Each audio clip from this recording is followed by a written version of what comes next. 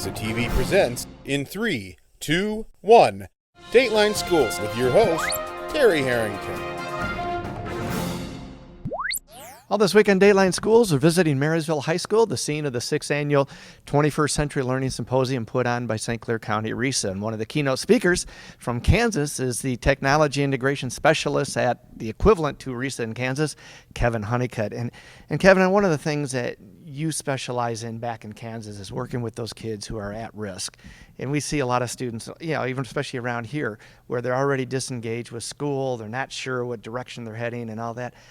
How do you bring them back? How do you get them back excited about learning? And using technology to do that. And then you got to be so careful with that, because if you use it just as a motivator, it will last about a day, and then they're over it.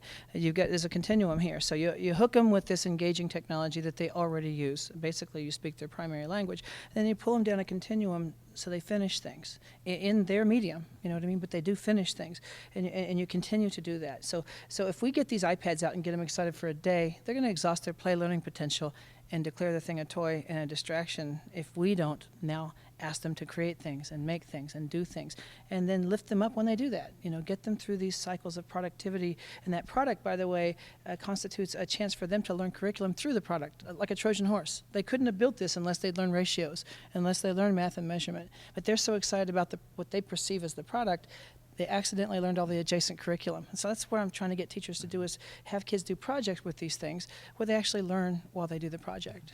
One thing you keep mentioning too, and you've done that through your talks here at the symposium a lot, is that relationship. We've kind of lost that, haven't we? And technology is a way to kind of bring that back. I think at first blush, we look at technology as a way to not make connections. And I've heard people say that. We don't do human connections anymore. Actually, I've seen more humanity across Facebook than I've seen in rooms sometimes. People still care about each other, still talk to each other, and there's a way to sort of build rapport that way too. If you want to talk to the kid in the back of the class, it's probably going to happen on the Google Doc or your Edmodo site, because they're not going to talk in front of everyone. So there's still a way to build rapport. The ways that works changes a little bit, but perceptive teachers, they follow that. They're always looking to build relationship, because without relationship, how can you leverage any of this? How can you get a kid to want to when they don't want to themselves? You know what I mean? Mm-hmm. And so with the technology, we still have to have the human factor. Always, always. Technology without humanity is just expensive. More tomorrow. For Dateline Schools, I'm Terry Harrington.